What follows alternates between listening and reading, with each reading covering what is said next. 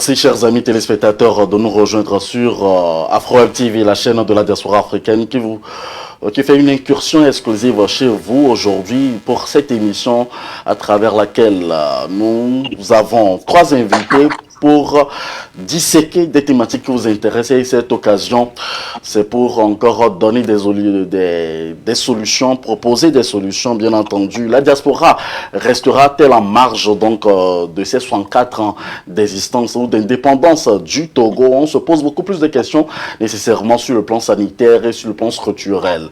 La moindre des choses pour un Togolais lambda, c'est de retrouver guérison après donc avoir été dans un hôpital togolais. Ils en parlaient tout à l'heure, une chose bizarre, aucun de nos invités ne savait véritablement donc le routine de cette émission, et je suis très heureux encore de savoir, et je vais poser toutes les questions possibles, disons 2 questions possibles, pour permettre à nos invités de nous donner les différents pans donc de leur point de vue, et nous irons pour parler donc du plan sanitaire et structurel de notre pays, le Togo. Quand vous rentrez véritablement au Togo, moi j'y étais donc il y a de cela juste une année.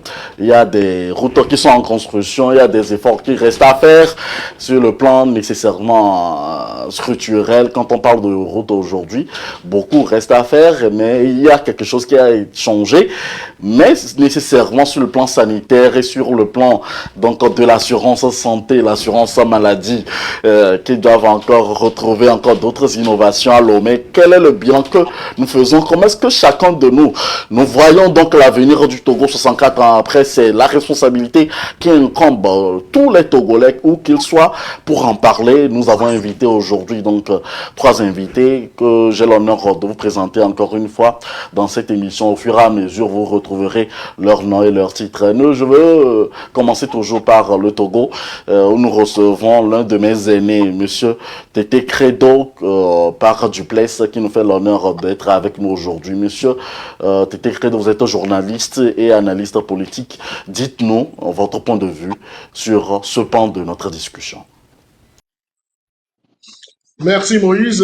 Je ne dirais pas en termes de santé que tout est rose également en termes de structure ou bien d'infrastructure. Mais sur la question de la santé, j'avoue qu'il y a encore des efforts qui doivent être faits. Nos hôpitaux doivent être mieux équipés.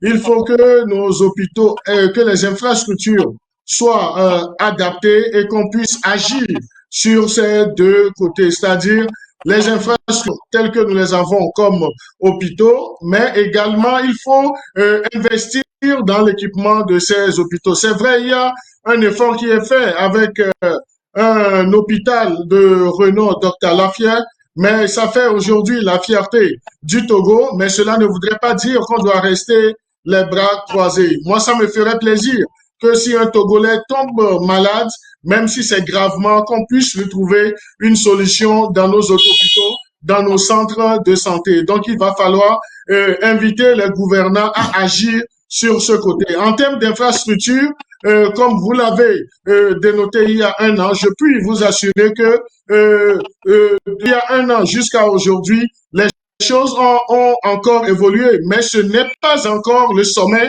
que nous avons atteint. Nous n'avons pas encore atteint le sommet. Si un Togolais dit aujourd'hui que tout est fait, tout est rose sur le plan infrastructure, sur le plan des infrastructures routières, donc il y a encore des ambitions qui sont exprimées et des efforts sont faits. Nous devons encourager ces efforts et nous devons également être ce que je souhaite pour nous tous, des forces de proposition. Par exemple, qu'est-ce qu'on fait du côté du Canada en termes d'infrastructures routières? Qu'est-ce que je peux prendre de positif là-bas? Qu'est-ce que je peux prendre de positif en France, au Canada, pour essayer de faire des propositions aux gouvernants? Donc, je crois que c'est ce que nous devons faire en tant que Togolais. Et sur le côté de la santé, aujourd'hui, il y a des efforts qui sont faits drastiquement pour réduire la mortalité infantile. Donc ça, c'est déjà un souci de moins, mais il y a d'autres challenges qui attendent le milieu de la santé dans notre pays. Et parlant du milieu de la santé, il y a l'assurance maladie universelle c'est un nouveau produit, mais il va falloir que que ce produit soit mieux expliqué, que ce produit soit, disons, adopté par la masse, par les populations. Donc, je crois que ça fait son chemin. L'assurance maladie universelle, on est en train de dérouler son tapis. Ce n'est pas encore parfait, mais c'est à travers nos critiques objectives, nos propositions qu'on peut insuffler aux gouvernants de revoir des points saillants. Donc, je voudrais m'inscrire dans cette logique et non rester dans une posture de critiquer pour critiquer ou bien de dire un pouvoir en place doit dégager, on doit chasser. Non, le Togo nous appartient tous. Si on doit chasser les gens, ils vont aller où? Ils vont aller où? L'alternance, c'est dans les urnes. L'alternance, ce n'est pas en vociférant sur les réseaux sociaux. Je le disais en début d'émission, nos hommes politiques de tous bords, que ce soit même les indépendants, ils doivent savoir qu'ils doivent avoir des programmes de société. Qu'est-ce que nous voulons? Par exemple, en termes de santé, en termes d'assurance universelle, qu'est-ce que nous voulons pour nos populations? Lorsque le gouvernement fait des propositions, qu'est-ce qu'on peut ajouter pour améliorer? Qu'est-ce qu'on peut suggérer au gouvernement de retirer de ces propositions pour que les choses se passent bien? Je voudrais toujours m'inscrire dans ce sens. Je ne suis pas pessimiste comme certains pour la cause de notre patrie. 64 ans d'indépendance, c'est beaucoup, mais c'est encore peu. Et si nous disons que c'est peu, c'est que nous, aujourd'hui, nous avons notre responsabilité à y jouer. Nous devons jouer notre responsabilité, pas en se comportant comme nos politiciens d'il y a 20 ans. Nous devons voir les choses autrement. Nous devons plutôt aller dans Merci. le Merci. domaine de la proposition. Et je remercie M. Forson pour ces grandes idées Merci. qu'il vient d'énumérer. Je crois que les autorités nous écoutent et ils sauront tirer le meilleur de ce débat que nous menons. Merci. Nous savons que nous sommes très suivis et écoutés par les autorités togolaises qui nous suivent sur le www.afrowebtv.com. Alors, notre invité depuis le Canada, Monsieur Tcherelou Lawson Alphonse Nyamassadi Laté, vous êtes économiste, analyste politique et vous êtes à la tête de beaucoup de groupements ici, donc à la diaspora. Alors, quel est le bilan que fait par exemple Pyramide, l'un des groupes panafricains que vous coiffez sur le plan sanitaire structurel au Togo, 64 ans après? Vous comprenez que quand j'évoque le bilan, à mon sens, le bilan est catastrophique. Et Pyramide est une organisation panafricaine qui s'inscrit dans la rupture. Et cette rupture, c'est par rapport justement à cette gestion kakistocratique du Togo. La rupture aussi, c'est la façon dont nous envisageons les choses. Il faut les envisager de façon radicale. La rupture aussi, c'est répondre à notre mission. Quand vous écoutez, vous lisez les documents du SYNFOT, le syndicat du personnel soignant du Togo, l'effort que fait ces médecins, ces infirmiers pour pouvoir soutenir la santé au niveau du Togo, mais et que le ministre de la Santé, devant leurs revendications, n'est même pas en mesure de leur fournir le minimum. Le plateau technique n'existe pas. Et comment tout un pays, mais c'est extraordinaire le Togo, quoi. C'est-à-dire que le Togo est quelque part, quand même, quand on essaie de l'analyser, j'ai tout à l'heure évoqué les questions d'agrégat économique. On ne peut pas arriver à bout, n'est-ce pas, de l'analyse, parce que tous les ingrédients, tous les éléments sont complètement, c'est-à-dire, ils sont à l'emporte-pièce. Vous imaginez qu'il n'y a pas un seul scanner qui fonctionne au Togo. Il a fallu des pressions pour qu'on puisse doter l'hôpital de Lomé de scanners qui fonctionnent. Les Togolais sont confrontés à un pouvoir d'achat, leur pouvoir d'achat est tellement faible, et les seules cliniques privées de la ville, la plupart des Togolais ne peuvent pas se permettre d'aller se soigner dans ces cliniques privées. Et donc, les gens fuient les centres d'hôpitaux tout simplement pour achat de médicaments de 1000 francs ou de 2000 francs. Allez à l'intérieur du pays, vous serez révoltés. C'est dit que moi, je ne peux pas comprendre qu'après 60 ans de gestion d'un pays, après 20 ans pratiquement de gestion du pouvoir par Faure Gnassingbé, vous arrivez à Kara, vous ne pouvez pas trouver un minimum, n'est-ce pas, en termes de couverture sanitaire. Et les gens meurent tout simplement à cause tout simplement d'une morsure de serpent. Ce n'est pas concevable. Mais faites au moins ce pourquoi vous êtes accroché au pouvoir. Faites-le. Le fait que vous ne le faites pas, c'est de la méchanceté gratuite. C'est de la méchanceté gratuite. Et c'est ça qu'on ne comprend pas. Alors, moi, je ne m'inscris pas dans une démarche bisounours de réformiste. On ne peut que réformer ce qui est réformable. Ce régime n'est pas réformable. Ils ont fait la preuve de leur incompétence. Ils ont fait la preuve de leur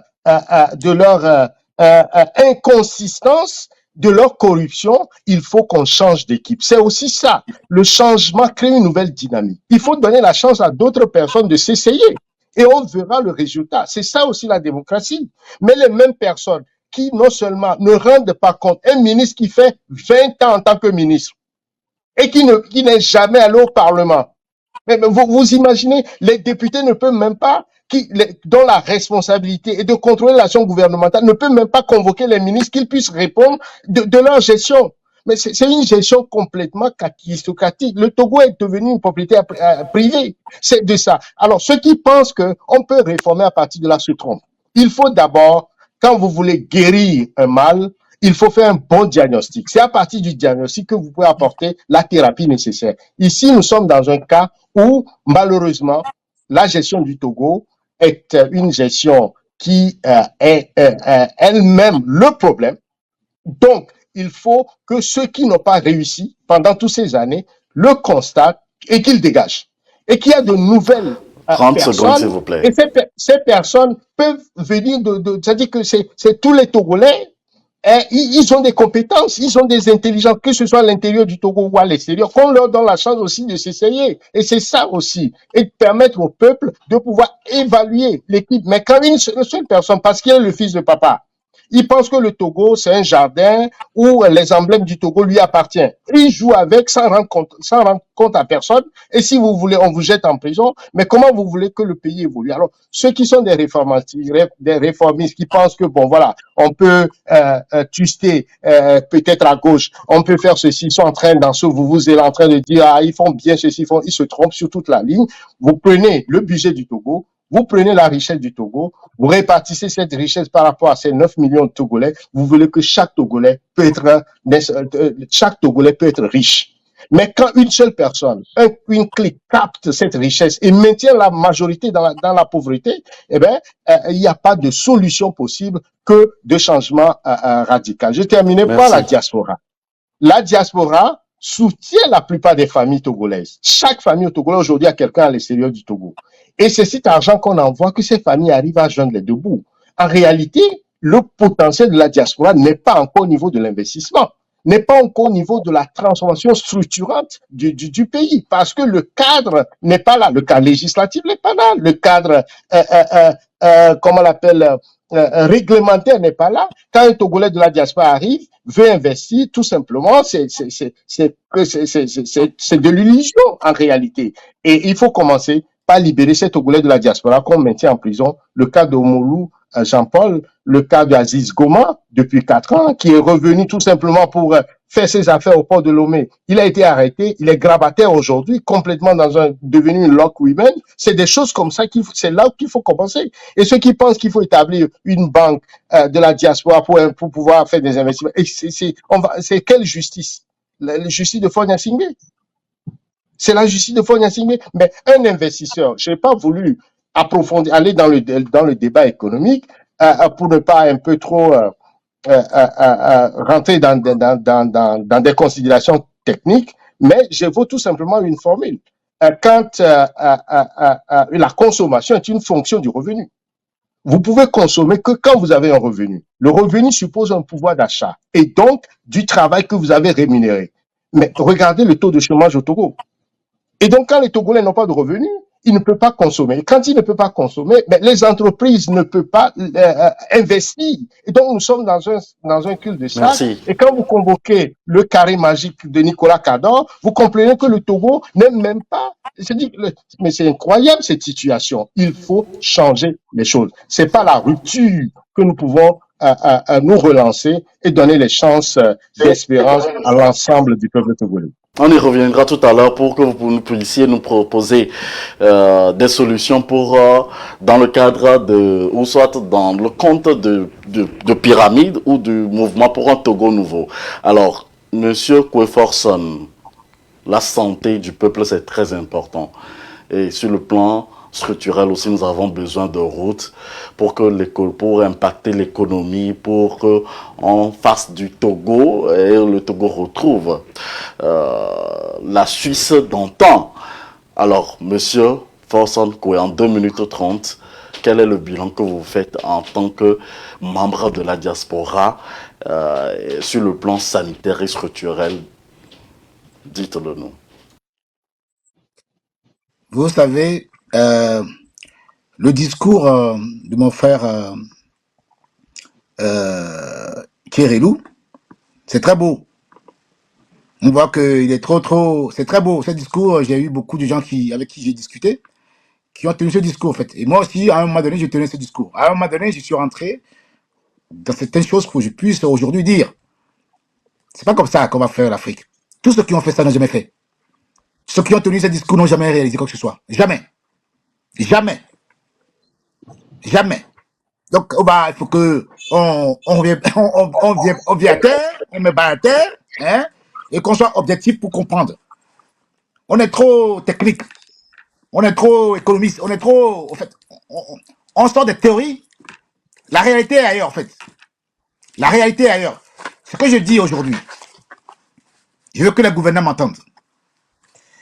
Chacun fait sa part, à sa manière. Chacun apporte ce qu'il doit apporter. Il y a des efforts qui se font. Les gens travaillent en sourdine, sans faire des bouquins. Les gens aident le pays. Les gens, c'est vrai que on peut reprocher aux gouvernants, c'est de faire en sorte que certaines personnes qui sont favorables à lui peuvent rentrer et contribuer, mais certains qui critiquent un peu la gestion sont tagués, fichiers et sont arrêtés. Là, je rejoins M. Lawson à ce niveau-là. Mais ce discours ne prospère plus, au fait. Parce que si vous analysez les autres pays qui ont tenu ce discours populiste, rupture, ils sont à quel niveau? Vous prenez la Tunisie, vous prenez les pays où ils ont eu beaucoup de choses qui sont passées. Ils sont où aujourd'hui? On n'a pas éradiqué toute l'administration pour mettre des nouvelles personnes. Non. La politique, ça s'apprend. La politique, c'est pas un jeu. La politique, c'est une méthode. Et donc, ce discours, je me porte en faux avec ça. En faux. Maintenant, ce que je dis, c'est que les ministres, jusqu'au président, doivent rendre compte. Ils doivent rendre compte. Quelle est la feuille de route du ministre? Le président, il est à la tête, il ne voit pas tout. Je vous ai dit tout à l'heure que le président est entouré des narcissiques déloyaux. D'accord?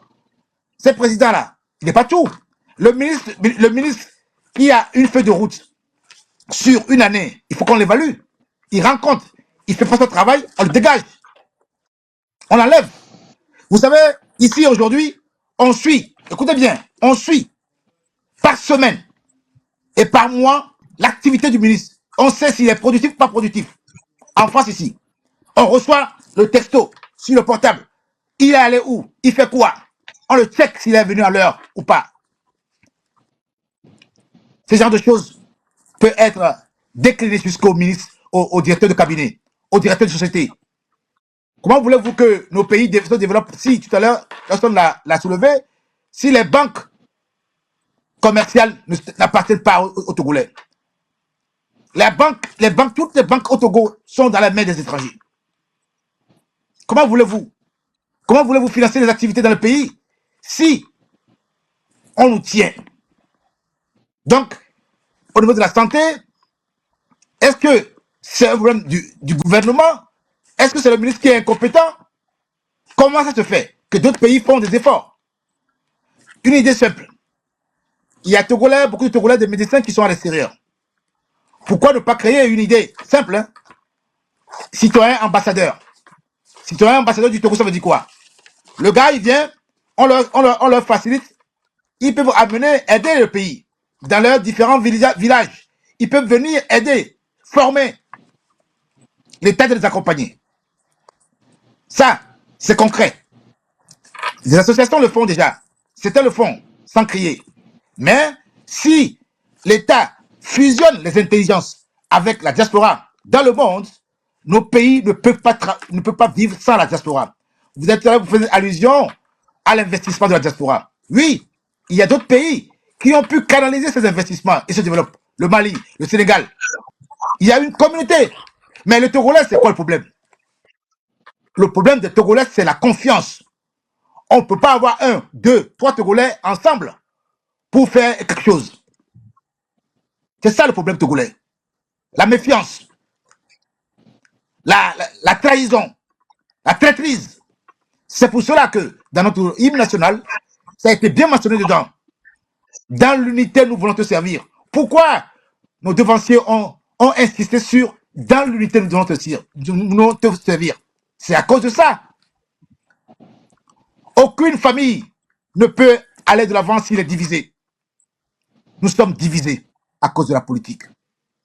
Dans nos propres familles, on se trahisse à cause de l'argent. 20 secondes. Dans nos propres familles, on se vend à cause de l'argent. Voilà le problème togolais. La santé, on peut l'améliorer si chacun met son sien, si chacun apporte sa part. Aujourd'hui, il n'y a plus à critiquer. Même si demain, fort n'en s'y met pas, le Togo a besoin de la contribution de chacun d'entre nous. Ça, il faut le noter ça. Ce n'est pas une question de rupture. C'est une question de conscience collective. De dire, on a essayé. On n'a pas pu. Nous savons que le Togo est un gouvernement militaire. Si vous allez au Togo aujourd'hui, tous les compartiments, sport, port, finance, tout est dans la main des militaires. Tout. L'aéroport, tout. Personne ne dit ça. Et les forces qui sont au Togo sont multiformes, en fait. Sont multiformes. Donc, si vous connaissez ce qui tient le Togo, ce discours-là, Merci. vous ne pouvez plus tenir. Merci, monsieur Kouefas. Voilà ce que je veux dire. Merci. Dernière tour de table sur AfroWeb TV concernant le domaine sanitaire et structurel de notre pays, le Togo. Chers amis téléspectateurs, vous nous suivez sur AfroWeb TV, sur notre chaîne YouTube. Si vous n'êtes pas encore abonné, veuillez le faire pour étendre donc la grande famille des téléspectateurs et des amis internautes. La moindre des choses qu'on puisse souhaiter, c'est la santé pour le peuple togolais. Et aujourd'hui, moi je croyais, et je crois que mes aînés feront des propositions pour qu'on mobilise des fonds pour payer des scanners pour le Togo. Pourquoi pas chacun? Je pense que la plupart des maisons maintenant au Togo, il suffira juste d'alléger les tâches donc concernant donc les dépenses où on va payer encore de l'eau pour les forages. Je ne sais pas si mon aîné Tété Credo a commencé par payer déjà ou pas. Il nous le dira tout à l'heure. Alors, cher aîné, monsieur Tété Credo, vous êtes journaliste. Quand je le précise, c'est pour dire que vous êtes également sur le terrain au Togo. Dites-nous concrètement, que devons-nous faire en tant que Togolais pour améliorer les conditions de vie sanitaires et structurelles de notre pays, le Togo? En 2 minutes, très rapidement, les solutions. Des approches de solutions, je préfère des approches de solutions parce qu'on n'a pas cette baguette magique pour proposer, pour fonctionner. Mais en termes d'approche de solutions, on peut suggérer des choses aux gouvernants, à ceux qui sont au pouvoir. Et je crois que le maître mot, c'est qu'il faudrait que nos gouvernants soient beaucoup plus regardants sur les questions de santé dans notre pays, que les questions qui sont faites de part et d'autre soient prises en considération. Personne n'a la science infuse. Moïse, il y a un de nos compatriotes qui est aux États-Unis, comme qui est dans le domaine de la santé. Je voudrais parler. Tous les jours, nous échangeons Et comme il est dans le domaine de la santé, il fait des propositions. Nous aussi, là où nous pouvons porter ces voix, mais c'est dire que le Togo a besoin de tous ceux qui sont de la diaspora. Ceux qui sont de la diaspora ne sont pas des voix, ce sont des gens qui ont des potentialités, qui ont des capacités. Mais comment les impliquer dans les actions? C'est là où la réflexion doit se poursuivre. Il y a même une vision de la diaspora des affaires étrangères qui est par M. Rafi, si j'ai bonne mémoire, des actions à l'endroit de la diaspora. J'ai des acteurs de la diaspora qui reviennent dans ce pays avec et ils sont accompagnés dans la matérialisation de ces projets. Donc là, inciter les Togolais, il faut que, au niveau des gouvernants, que les conditions soient aussi aujourd'hui. On peut toujours porter des critiques. Il y a des gens qui pensent que le Togo d'aujourd'hui, il y a des efforts qui sont faits en termes d'aujourd'hui. Vous allez dans notre justice, les choses ne se font plus comme avant. Donc, il y a également une conscience professionnelle. Moi, féliciter les magistrats qui ont, disons, cet amour de leur travail, les féliciter, mais les encourager à aller loin. Parce que si on doit parler en termes d'investissement, s'il n'y a pas cette assurance de justice, mais les gens ne vont pas venir, nos magistrats font des efforts, ce ne sont pas des extraterrestres qui puissent leur demander de façonner le monde en une nuit ou bien en une demi-journée. Nous devons élever le niveau de réflexion et nous devons nous éviter de végéter dans des considérations préhistoriques. Elle n'a qu'à débarrasser le plancher. Non. Qu'est-ce qu'on peut faire lorsque nous tous, en tant que citoyens, en tant que force de proposition, nous allons placer le centre de toutes nos actions, les déclinaisons vont se faire assez aisément. C'est là où je rejoins une fois encore personne. Parce que lorsqu'il a parlé, il a fait personne ne dit que le Togo est aujourd'hui l'Eldorado. Dans tous les domaines, il y a des choses à revoir.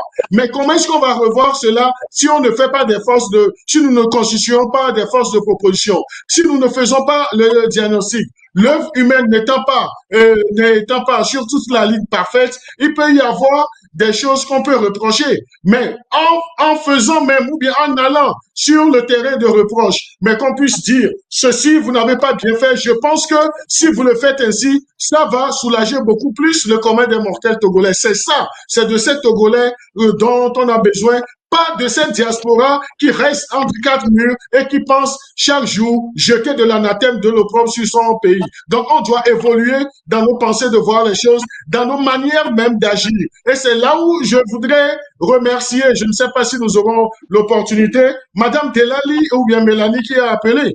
Mais elle s'est posé des questions qui sont très intéressantes, mais des questions qui nous interpellent tous en tant que Togolais. Qu'est-ce que je fais? Quelle est ma part de responsabilité? Qu'est-ce que je peux faire à mon niveau? Mais si c'est ce que je peux faire, c'est de continuer tous les jours, pas noircir les actions qui sont posées, les efforts qui sont faits. Donc là, je ne suis pas une force de proposition, mais je demeure toujours dans l'obscurité. Et je voudrais chuter par dire l'alternance politique n'est pas un décret. L'alternance politique, c'est une quête. Et lorsqu'on veut voir l'alternance politique dans notre pays, il va falloir que ceux qui envisagent cette alternance politique puissent avoir des plans, des stratégies, puissent avoir une mission pour aboutir à une vision. Je le dis et je le répète. Merci, monsieur Tété Credo. Nous avons une téléspectatrice en ligne pour vous.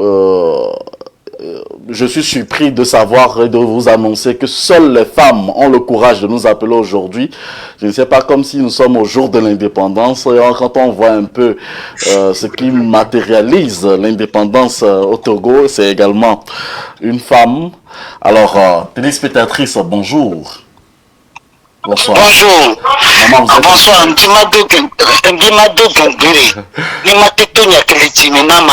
Non, monsieur Tété. Et exceptionnellement, on va permettre aujourd'hui à la maman donc de parler Mina parce que il y a beaucoup qui nous suivent qui ne comprennent pas. Parce que nous te verrons à me bêter, à me bêter, allez-y, maman. Non, allez-y, vous êtes en direct. Allez-y, vous êtes en direct. Monsieur Credo. Monsieur Credo. Il vous écoute, maman parlez.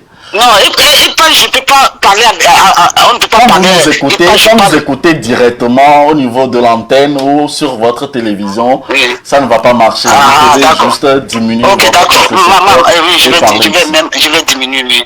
Ok. Oui. Merci beaucoup pour votre compréhension. Allez-y, maman. Monsieur Credo. Il vous écoute. Monsieur Credo, bonjour. Allô, bonsoir, bonsoir. Oui. Monsieur Credo, il n'y a pas de mal, non. Bonsoir, il y a pour un poste continu. Il y a maintenant un cher d'esprit, il y a un plan de vie. Tout le monde ne peut pas le faire. Personne n'a. L'Allemagne est fiée. Il y a deux problèmes. Monsieur David, il n'y a qu'un de moi. Et nous, quand moi-même, je suis une infirmière à l'hôpital ici en Allemagne, à Vivantes. Nous, quand ils font abattre, que tu nous l'as. Nous, bien tout de suite, nous, bien à trouver, à partir de Joko, oui. Bédia, parce qu'elle est tellement obèse, que nous, non, font de zone, à briser, va non, de mener. Infiniment, il faut dire abattre les. Na ame ti abaji suboa abatiri le keye na be abingba we mu le togosio piota mato vérité non piota ye infini va proposer na mi amese me quelque du fond piota le sudo abacha gomme ala mu madonia piota va le gba le ki ma wodo mu ve play baby o na be dikipitus baby in préparer fún à la fin ne va quoi. Moi, pas le cas, nous, même le gouvernement, même nous, même les Togolais, nous sommes mauvais. Et nous, les condis, nos vieux hommes de fibres, de statique 19 000. Au bien, on a dit, à me vouloir que 39 000, il a été sauvé, m'a connu, il plaît. Même tout bâti, que moi, 150 le plaît, nous sommes à Bendadia. Après tout, nous allons avec 350 les articles, voir infini aux articles, on a mis 19 000 PK. Va comme amé, au dia menigandi, le colado, ah ouais. Et maintenant, et nous sommes le Togo payé, mieux que si galé, mieux que si Tangalatini, Minignon, Awa Minowa, Aja le fond, et maintenant, merci beaucoup. Merci maman de nous avoir appelés. Je pense que tous nos invités ont compris ce message que vous venez de passer, très émotionnel. Je pense que dans vos analyses, vous allez prendre compte et nous répondre très rapidement. Monsieur Tété Credo, je veux me permettre donc de vous donner 30 secondes pour réagir sur, puisque c'est vous que la maman a interpellé personnellement. Et c'est vous qui êtes sur le terrain. Qu'en dites-vous? 30 secondes. Oui, merci Moïse. Je voudrais remercier notre maman pour cet exemple vivant qu'elle a donné. Et je ne pense pas que quelqu'un d'entre nous, les panélistes aujourd'hui, nous avons dit sur ce plateau que les choses sont roses en matière de santé. Et l'exemple que notre maman a donné, c'est un exemple qui touche et je crois que il faudrait plutôt interpeller nos autorités, ceux qui sont en charge du milieu de la santé à agir là-dessus. J'avoue que moi-même personnellement, lorsque je vais des fois au CHU, Tocoin, je vois certaines choses, même dans le comportement de nos personnels de santé, tu te demandes, est-ce qu'il y a la conscience professionnelle? Est-ce qu'il y a la conscience professionnelle? Nous avons nos parents, nous-mêmes, nous avons fait des analyses dans nos structures. Ce n'est pas comme ce que nous voyons lorsque nous sommes de passage en Occident. C'est le jour et la nuit. Maintenant, qu'est-ce que nous devons faire? Comme notre maman l'a dit, elle a touché un point sensible et je crois que tous ceux qui ont aujourd'hui des marges de responsabilité sauront agir en toute âme et conscience pour que ces choses ne se répètent plus, que ça soit non pas un cauchemar pour notre maman, mais que ça soit quelque chose qui constitue notre passé. Une fois encore, merci maman pour ce témoignage qui est assez triste. Ce témoignage qui rend compte de ce qui se passe dans nos hôpitaux. Il y a un problème d'équipement de nos hôpitaux, je l'avoue, mais il y a également un problème de conscience professionnelle du côté de nos personnels de santé. Comment est-ce qu'on peut imaginer, et je crois que ça constitue un des chantiers du gouvernement, comment est-ce qu'on peut imaginer qu'on va dans un hôpital, on veut voir un spécialiste, et le spécialiste, il est là, mais il te dit, si tu veux que je te traite, viens dans telle clinique. Non, il faut que les choses de ce genre cessent. Nous avons vu sur ce chantier, du côté du Bénin, le président Patrice Talon a pris une décision encourageante. Il a été critiqué même par l'ordre des médecins, mais il a dit que lorsque vous décidez de travailler dans des cliniques, donc c'est que vous n'êtes plus dans nos hôpitaux publics. Donc, est-ce que la réflexion ne peut pas aller sur ce chantier, sur ce terrain? C'est à nous d'éveiller l'attention de nos gouvernants. Vous savez, nos gouvernants, ils ne peuvent pas tout savoir, mais est-ce qu'ils ont la remontée des informations? Je ne suis pas en train de les excuser, mais je dis, lorsque tu es aussi un dirigeant, même un simple directeur, tu dois avoir tes canaux d'information pour que tes collaborateurs ne viennent pas te raconter du n'importe quoi. Et je vais terminer par un exemple. L'actuel directeur du CHU, Sylvanus Olympio, le docteur Agobli, est-ce que vous savez que un homme qui est imbu, ou bien un homme qui a cette conscience professionnelle, mais moi je l'ai vu se déguiser, aller même dans les nuits 1h, 2h du matin, il vient aux urgences, il se promène et ça lui a permis même de régler certains problèmes de son personnel, les arnaques que les infirmiers font, que les brancardiers font. Donc, il y a beaucoup de choses. Même, il va falloir conscientiser. Donc, c'est un travail d'ensemble. Notre maman, elle a bien fait de soulever ce sujet. Nous allons l'approfondir, nous allons porter sa voix afin que les choses se passent autrement. Je connais bien l'Allemagne, mais quand je viens, tu vas dans un établissement sanitaire en Allemagne, tu te poses la question, tu vas te dire, est-ce qu'en Afrique, nous arriverons un jour à ce niveau? Donc, tout est question d'abnégation au travail, tout est question de correction des mauvaises pratiques, comme monsieur Forson l'a dit. Et lorsqu'il y aura ce souci de principe, de respect de principe, de redevabilité à tous les niveaux. Le principe de redevabilité ne s'arrête pas seulement au niveau des dirigeants. Mais moi, si j'ai eu une part de responsabilité aujourd'hui, je suis aussi redevable. Je dois rendre compte de comment je gère ma tâche, la petite tâche qu'on m'a confiée. Lorsqu'on n'a pas cette conscience-là, donc on peut se démarquer pour dire c'est celui qui est au pouvoir, c'est Faure Gnassingbé qui ne fait pas bien. Toi, acteur de la diaspora, qu'est-ce que tu peux faire? Qu'est-ce que tu peux faire lorsqu'on te demande de faire des propositions? Il n'y a pas de propositions assez concrètes. Qu'est-ce que tu peux faire pour améliorer les choses? Donc, il y a un langage politique entre griffes qui est dépassé aujourd'hui. Nous devons, en tant que Togolais, nous dire la vérité les yeux dans les yeux et être surtout des forces de proposition si nous voulons voir ce qui se passe dans les pays occidentaux, si nous voulons dupliquer cela dans nos pays, nous devons le voir. Nous devons également agir sur nos députés. Ce sont nos représentants qui sont au Parlement. Mais une fois que nous les avons élus, nous ne les marquons pas à la culotte. Nous ne leur demandons pas de nous rendre compte.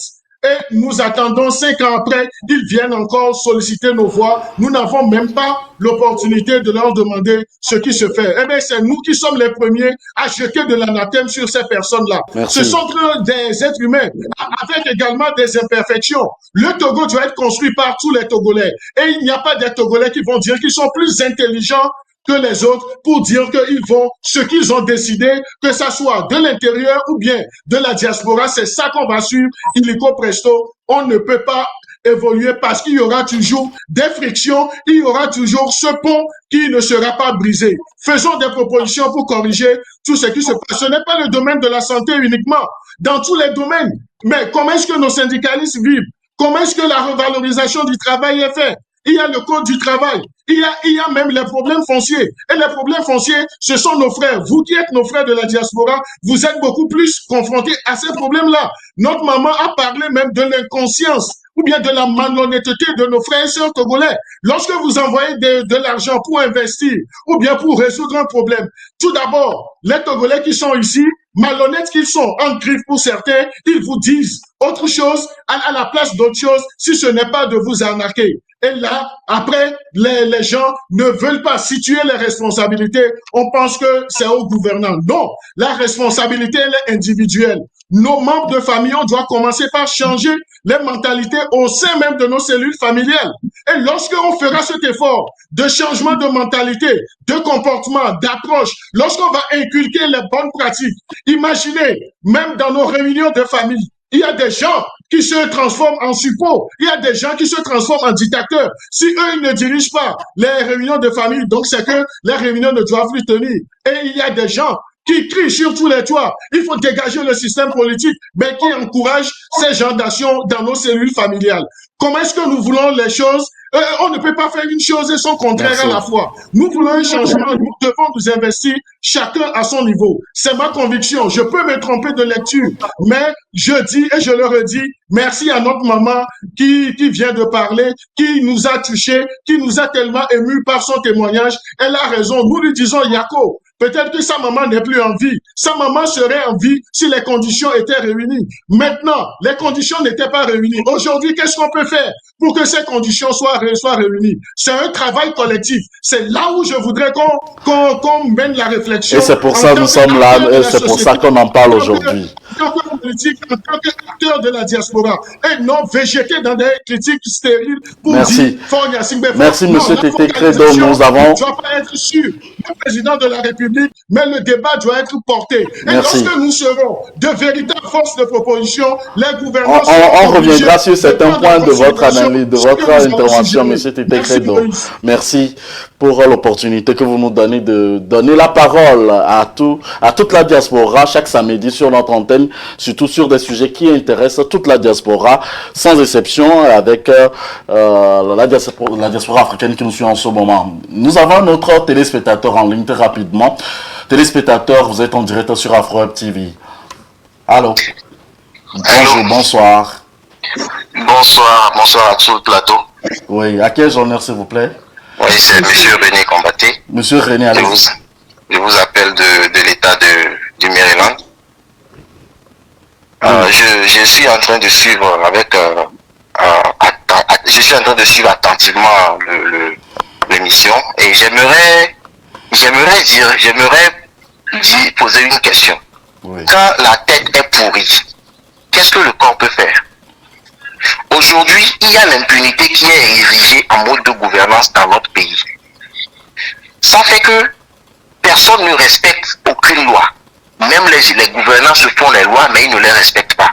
Si on parle des hôpitaux, les gens font les infirmiers, le comportement des infirmiers, des médecins, c'est normal. Parce on ne sévit pas, nos gouvernements ne sévissent pas. Le chef de l'État ne frappe pas du poing sur la table, il ne punit pas sévèrement.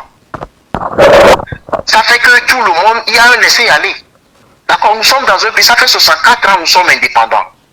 Un pays où on ne peut pas se soigner, le pauvre portefeuille ne peut pas aller à l'hôpital et se prendre en charge. C'est triste. On n'a même pas des hôpitaux publics dans toutes les 5 régions du Togo qui peut non seulement créer de l'emploi dans chaque région, qui peut non seulement permettre aux populations togolaises de se soigner là où ils sont. L'hôpital dont nous parlons, Sivanis Olympio, qui est au niveau de Tokoin là-bas, c'est un grand hôpital. Le terrain est tellement vaste que si le gouvernement ou bien si nos autorités ont vraiment l'intention de permettre aux Togolais de bien se soigner, ils peuvent construire un hôpital dans cet hôpital-là, dans cette enceinte-là, parce que c'est tellement vaste, ça va jusqu'à Protestant, jusqu'à l'aumônerie, la mort, et ça contourne. Ils peuvent construire, déjà au niveau du feu rouge, de la poste là-bas, ils peuvent déjà commencer par construire un nouveau complexe là-bas pour dégager l'autre côté et le construire là-bas pour permettre aux Togolais de bien se soigner. Lomé aujourd'hui ça grandit. Normalement on devrait avoir au moins 4 grands hôpitaux à Lomé. 4 grands hôpitaux à Lomé. Pour que les Togolais se soignent. Mais ça ne se fait pas. Donc, à un moment donné, il faudrait qu'on pose le vrai débat sur la table. C'est qu'il y a de l'impunité qui est érigée en mode de gouvernance. Ça fait que personne ne respecte rien. Si les médecins se permettent de ne pas bien faire leur travail parce qu'ils ont des cliniques privées eux-mêmes à eux et à leurs appartenants, ça aussi, le gouvernement peut sévir. Le gouvernement voit tout, mais il ne dit rien. Parce que si on avait des grands hôpitaux dans toutes les régions, si on commence par les nuiter, tu as 2 ans, tu as Dapaon, 2 ans, tu as Tapamé, 2 ans, tu as Kara, je ne pense pas qu'ils vont faire ça. Ils ne vont pas faire. Non seulement ça va créer de l'emploi dans nos régions, parce qu'il y aura l'infirmier qui va trouver du boulot, il y aura le gardien, il y aura le garde malade, la garde malade, il y a le garde malade, il y aura tout le monde qui va trouver du boulot. Mais ça ne se fait pas. Donc moi je trouve que c'est à la tête qu'on doit déjà commencer par sévir. Ça ne se fait pas. Les infirmiers vont continuer par vous vendre des médicaments de 500 à 20 000. Parce que personne ne va les punir. Ils savent qu'il n'y a pas un couteau sur leur gorge. Ils savent que s'ils font ça, personne ne fera rien. Ça va rester comme ça. Donc moi, c'est ce que j'appelle les Togolais à la prise de conscience. J'appelle nos gouvernements à la prise de conscience de savoir que gouverner, c'est prévoir. Le peuple, nous ne sommes plus 4 millions. Nous sommes maintenant à 8-9 millions. Et dans 5 ans, 10 ans, on ira à 12-13 millions. Comment on va se gérer? Le Togo est suffisamment riche pour que les Togolais ne fuient pas le pays et restent. Si les jeunes fuient, c'est parce que il n'y a pas de perspective. Moi, particulièrement, j'ai envie de rentrer. Mais les conditions, je trouve qu'il reste encore à faire. Parce que rester à l'extérieur, ce n'est pas une joie. Le pays nous manque. Mais qu'est-ce qu'on peut? Parce qu'il n'y a pas de perspective. Donc je prie nos autorités de prendre conscience et de prendre les bonnes décisions qui vont aller dans l'intérêt général, dans l'intérêt de la jeunesse et du peuple en général. Tu vas au nord, les gens n'ont même pas de l'eau à boire. C'est triste. Donc moi, ce que j'aimerais demander, c'est que nous plaidons, que nos autorités nous écoutent, qu'ils sachent que c'est sur le peuple qui se repose. Voilà, c'est ce que j'ai à vous dire. Merci de nous avoir appelés et ça fait plaisir d'écouter tous ces témoignages. Alors, vous êtes en direct sur Afro TV. On va terminer très rapidement le tour de table parce qu'il y a encore une autre étape à franchir concernant donc la diaspora uniquement et surtout qui nous intéresse. Alors, si on se maintient sur le même sujet, sur le plan sanitaire et structurel, que propose le mouvement pour un Togo nouveau? Que propose Pyramide, Monsieur Alphonse Tchehelou Lawson Yamassadi?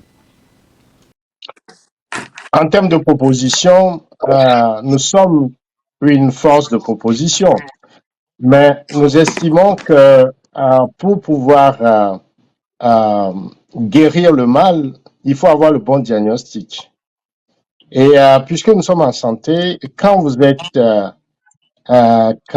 êtes infecté de gangrène, vous ne posez pas un spalada sur la plaie de la gangrène. Vous coupez le membre de façon à ce que le métastase de la gangrène ne se propage pas sur tout le corps. Alors, ceux qui s'inscrivent dans un discours bisounours de réformisme et qui cachent une forme de compromission, se trompent complètement sur toute l'analyse. Il faut comprendre le problème togolais dans sa profondeur et aller à la source pour le régler de façon fondamentale. Le compatriote qui vient d'intervenir a tout résumé. Le poisson pourrit par la tête. Et quand vous laissez la tête pourrie, après vous voulez aller quelque part trouver des solutions, je dirais, à l'emporte-pièce pour dire que vous réglez le problème en s'inscrivant dans un centrisme qui cache mal une obscurantisme en soi, eh ben, c'est vous plutôt qui ajoutez, je dirais, de la confusion au problème. C'est Albert Camus qui a dit, quand vous voulez nommer bien les choses, c'est une façon de ne pas apporter du malheur au monde. Donc, il faut savoir nommer les diagnostics. Nous avons tout à l'heure évoqué les questions sanitaires. Je vais vous donner 2 exemples, ou même 3, pour vous dire que nous sommes dans l'action. Nous sommes la force de proposition, mais c'est le résultat de ça qui nous a amené à comprendre que fondamentalement, pour que le Togo évolue, on doit s'inscrire dans la rupture. Et cette rupture passe par la pensée rebelle pour pouvoir établir ce que nous disons, ce que nous appelons de tous nos voeux l'État légitime, c'est-à-dire cet État qui représente le peuple togolais et non une oligarchie, une mafia qui s'impose aux Togolais par la force, la violence et la fraude et qui entraîne le Togo dans le chaos, dans le sous-développement, dans le désordre. Deux exemples concrets. J'ai été un des responsables de Kodi Togo et l'un de nos des pères fondateurs de Kodi Togo, c'est Dr Amouzou, paix à son âme. Dr Amouzou a décidé à un moment de rentrer au pays et de pouvoir installer une infrastructure sanitaire pour soigner les Togolais. Tout ce qu'il a ramené au Togo est resté au port autonome de Lomé. Ça n'a jamais été un projet tout simplement parce qu'il y a un blocage au niveau administratif. Il est obligé de revenir au Togo. Et quand les gens crient, disent que non, il faut être des fonds de proposition, on a dépassé un discours, mais c'est parce qu'ils ne comprennent pas la profondeur du bal togolais. Un deuxième exemple concret. Quand le Covid a commencé et qu'on a vu le nombre de morts, on a paniqué. Parce que si ça arrivait en Afrique, vu le plateau technique que nous avons, vu l'infrastructure que nous avons au Togolais, ben ça va être un hécatombe. On a commencé par mobiliser des moyens parce que le Synfort, dirigé en ce moment-là par Dr Tcholignanou, mais les médecins togolais n'avaient pas de gants, n'avaient même pas de gants pour soigner. Mais c'est incroyable. Et on a dû mobiliser des moyens ici au Canada, avec la diaspora togolaise au Canada, pour pouvoir envoyer ces moyens-là au Synfort pour pouvoir acheter les premiers gants. Vous imaginez? Et ça, nous sommes dans un pays où le président est multimilliardaire, où les ministres, non seulement ont des maisons, ADG par exemple, a acheté plusieurs maisons au Canada, envoie ses enfants au Canada, ils jouissent. Quand ils sont malades, ils vont à l'extérieur se soigner. Il y a une volonté de faire souffrir les Togolais, de les traiter comme des bêtes de somme, comme le colon hier nous a traités, et bien nos propres frères togolais nous traitent de cette façon pour mieux dominer, pour mieux assouvir leur volonté d'hégémonie, pour mieux s'enrichir. C'est de ça qu'il s'agit. Il n'y a jamais de il n'y a pas cet humanisme fondamental. C'est là qu'il faut régler le problème fondamentalement. Et à partir de là, eh bien, les Togolais peuvent se retrouver. Vous imaginez que quelqu'un tombe malade, accident, brûlé, grand brûlé, arrive à l'hôpital de Sylvanus Olympio, on sort par le poignet. On utilise, je ne sais pas comment le dire en français, pour pouvoir vous imaginez ça. Grand brûlé à Lomé, papa, pour le poignet. Et qu'est-ce qu'on vient nous dire? C'est-à-dire que nous faisons face. C'est tellement grave. C'est tellement la souffrance des Togolais a dépassé un certain niveau qu'à un moment donné, il faut aller vers la rupture. Il faut changer cette équipe-là. On ne peut pas la réformer. Monsieur Lawson, dites-moi, est-ce que Pyramide... Demandez la vision de Monsieur Lawson, écoutez-moi un instant. Questionnez la vision de Fond Nyassimbe sur ces 20 ans. C'est quoi sa vision? Oui, Monsieur Lawson, Lawson, écoutez-moi un instant, s'il vous plaît. Est-ce que Pyramide ou le mouvement pour un Togo nouveau apportera des grands, par exemple, au Togo l'année prochaine ou dans un moindre délai pour aider dans le système sanitaire? C'est là où la question se pose. Que fera Pyramide ou le mouvement pour un Togo nouveau pour aider donc le Togo sur le plan sanitaire structurel? C'est la proposition que nous voulons avoir donc de votre côté. Mais pour l'heure, je vais recevoir très rapidement, il vous reste juste une minute, je vais recevoir très rapidement un téléspectateur et on va avancer. Téléspectateur, bonjour, bonsoir, vous êtes sur Afro Web TV. Oui, allô? Oui, il a raccroché. Alors, allez-y, terminez une minute et répondez à ma question. Je vous dis que nous sommes des forces de proposition, nous sommes dans le concret.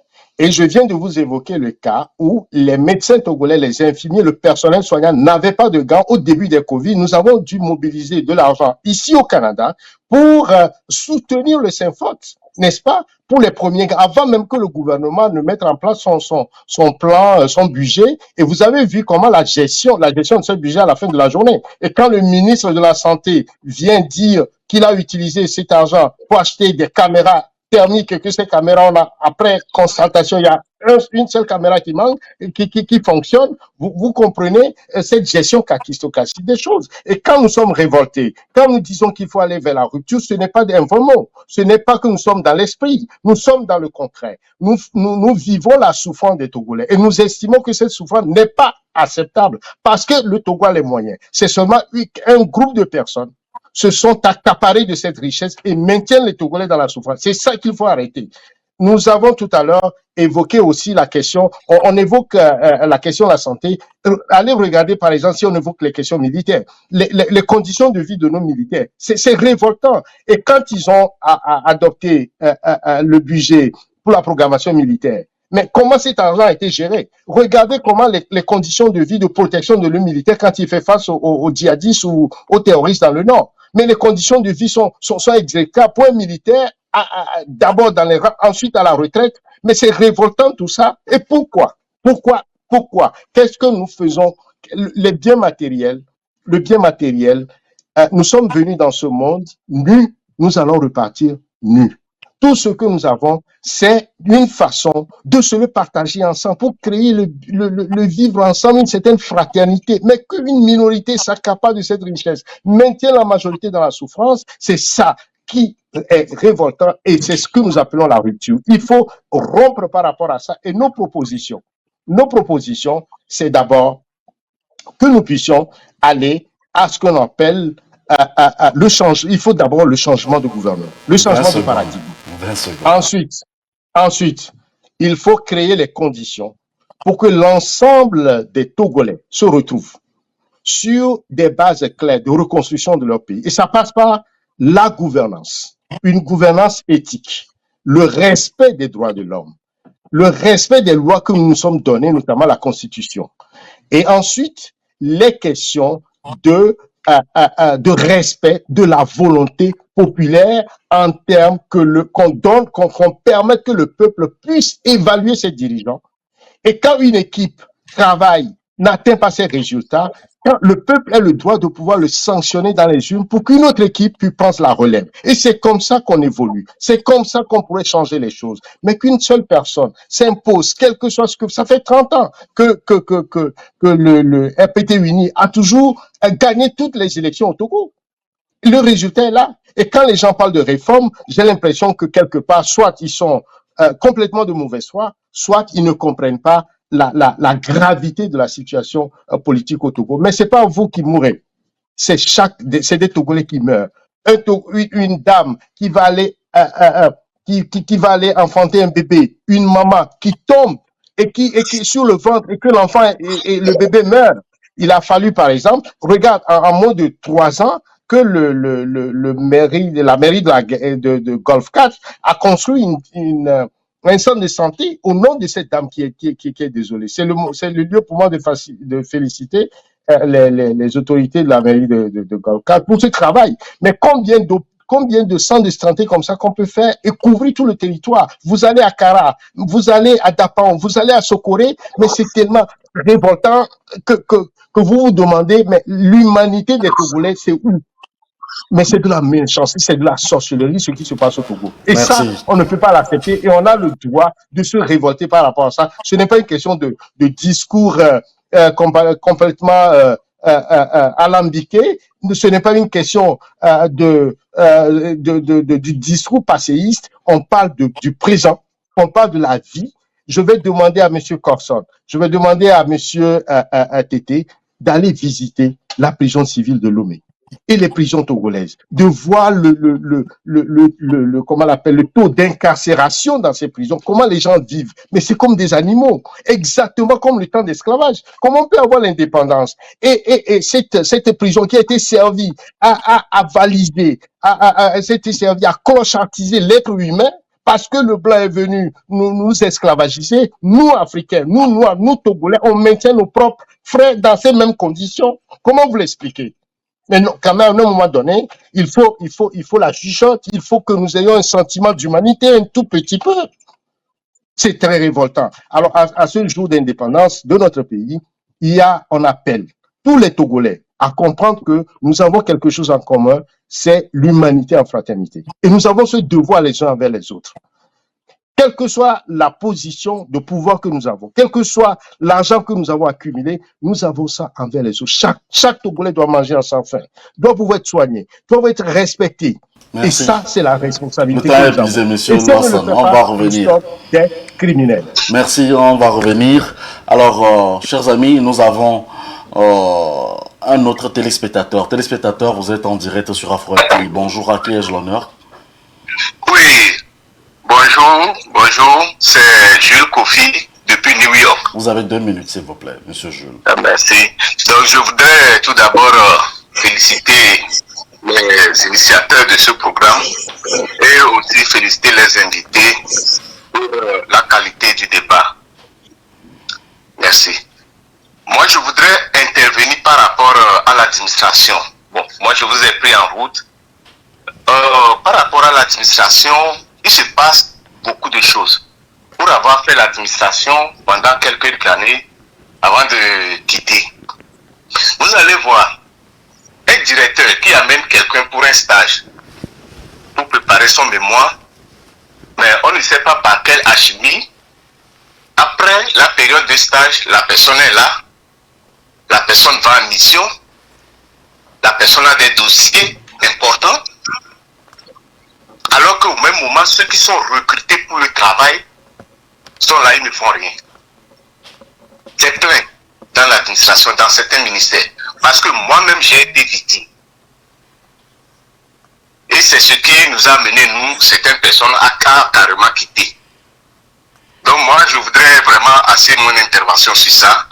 Et je vous prierai aussi d'enquêter, bon, surtout à notre ami Credo qui est au pays, d'enquêter sur ce genre de choses. Puisque tout ça là, ça décrédibilise un peu le pays et aussi surtout le gouvernement qui fait des efforts. Mais malgré ça, il y a certains qui passent par des moyens, on ne sait pas, qui sont dans l'administration et ils ont un salaire à la fin du mois. Voilà. Merci. C'est sur ce point que moi je voudrais intervenir. Et bonne émission. Merci infiniment de nous avoir appelés et on en tiendra compte dans les éditions prochaines de notre émission Avis de la diaspora. Pour l'heure, nous allons conclure avec monsieur Kweforson sur l'aspect sanitaire et structurel de notre pays, le Togo. En 2 minutes 30, votre conclusion, votre analyse et puis votre proposition pour amélioration. Bon, tout d'abord, je voulais faire un point, bon, dire à Monsieur Lawson, tout ce qui vous énumérez, la révolution ne se fait pas sur sur les médias. Donc, en temps, je close ce débat-là. Deuxième chose, les difficultés que vivent les Togolais. Qui peut mesurer la souffrance interne des Togolais à l'extérieur? Vous pensez que je ne sais pas comment vivent les Togolais, les prisonniers? Vous savez, si ce discours change, j'ai dit tout à l'heure, que parce qu'on a eu certaines choses, en fait, qu'il faut changer. Et ce n'est pas en décrétant, comme le disait Credo, c'est des stratégies qu'il faut jouer.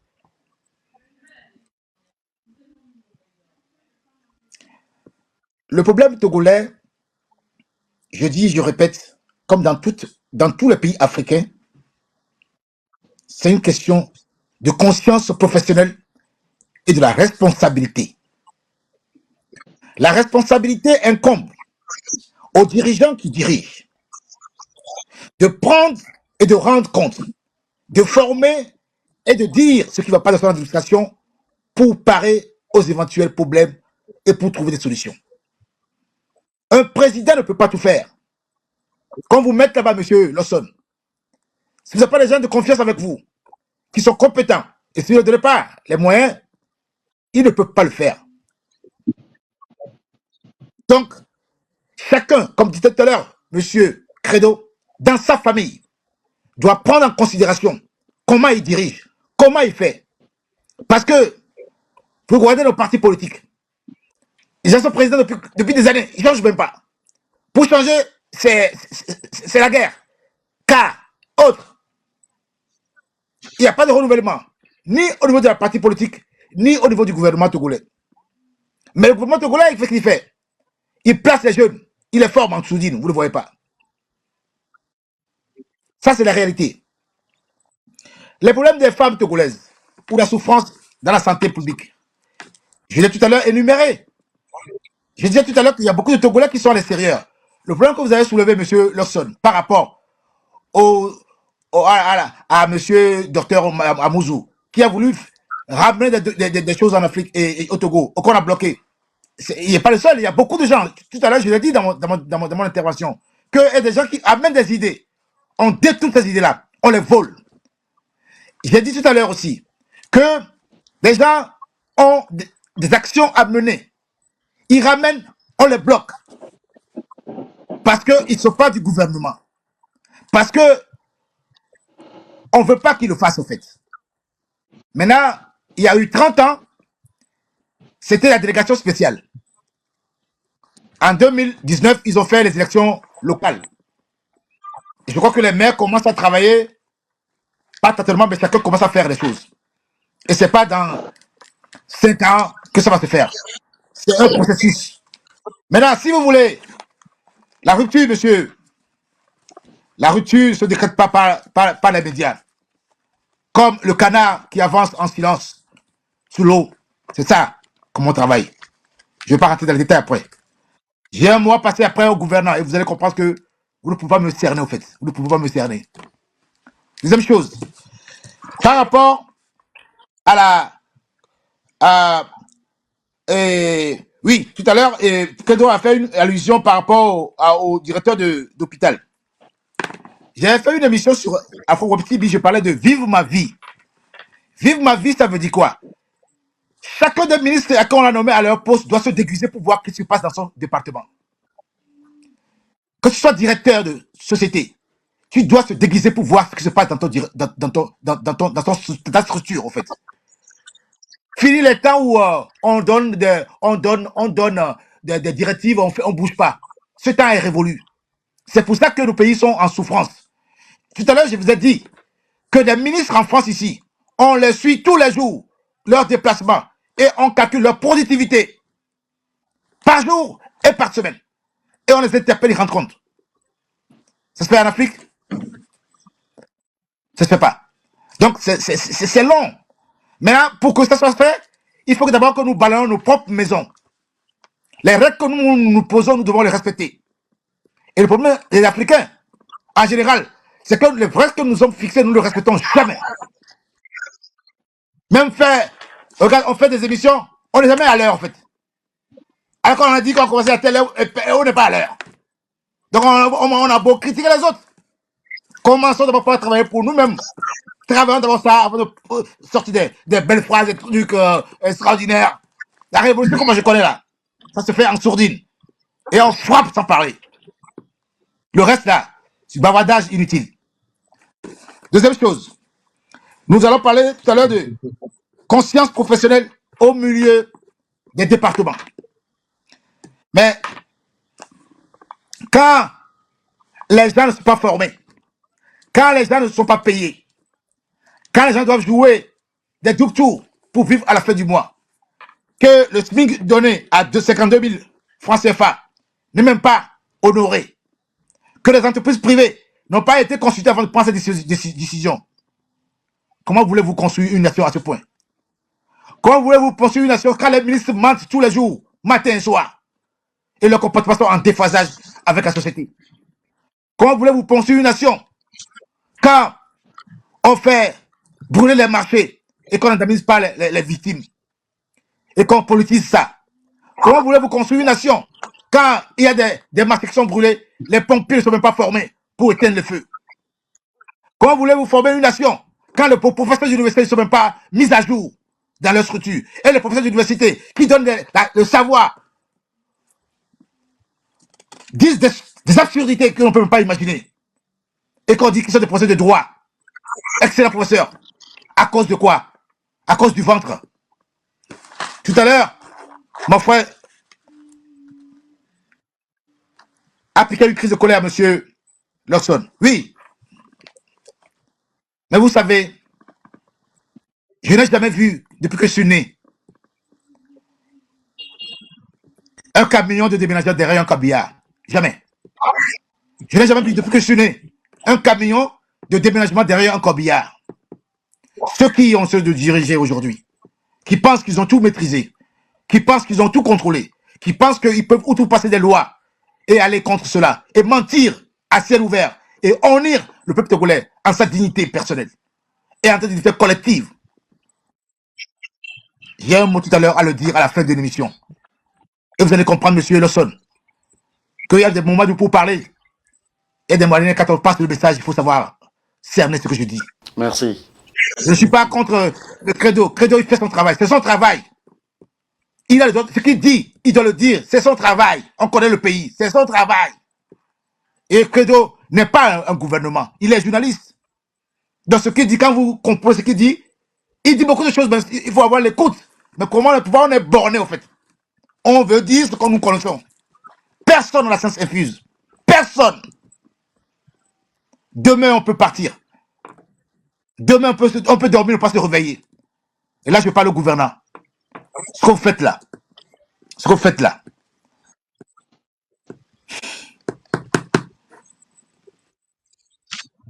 Il y a un temps pour toutes choses. Merci. Merci, monsieur Kweforson. Il y a un temps pour nous aussi donc de terminer cette émission en toute beauté, puisque nous recevrons donc opposition, gouvernants, journalistes, société civile, toutes les couches sociales sont toujours les bienvenues chez nous. Nos portes sont ouvertes, on ne cesse de le dire. Nous sommes ouverts à vous, et si vous permettez que je prenne encore 20 minutes sur votre temps d'aujourd'hui, puisque le temps imparti est fini normalement. Alors si vous permettez, à notre commun accord, nous pouvons faire un peu une conclusion donc pour cette émission. Ça me ferait trop plaisir d'avoir le oui de comment le faire au Parlement, quoi. Donc de tous nos invités de ce jour.